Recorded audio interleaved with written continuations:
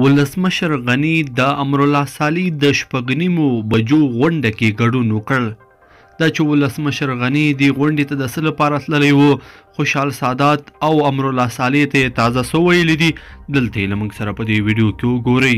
درنو لیدونکو السلام علیکم، وخت مو پخیر.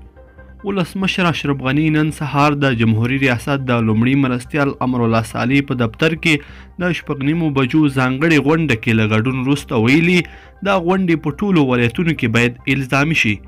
د ارګ له لوري په همدې موخه خپره شوې خبرپاڼه کې ویل شوي چې ولسمشر غني نن د شپږ نیمو بجو غونډه کې د ګډون پر مهال د قانون ماتونکو پر وړاندې د شپږ نیمو بجو غونډو لاسته راوړنې او شیوه وستایله او د هغه پر دوام یې ټینګار وکړ.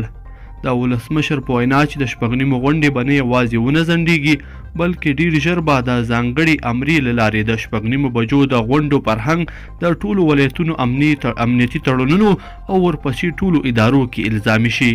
ولسمشر غني همداراز د کابل ښار امنیت کې د ټولو د هلو ځلو او پرمختګ قدردانۍ ترڅنګ د پلازمینې د امنیت په برخه کې ټینګار کړی دی او د خپلو خبرو په پای کې د شپږ نیمو بجو غونډو د غړو د لاسته راوړنو ستاینه وکړه چې دا د ډیسپلین او چوکاټ یې رامنځته کړی دی.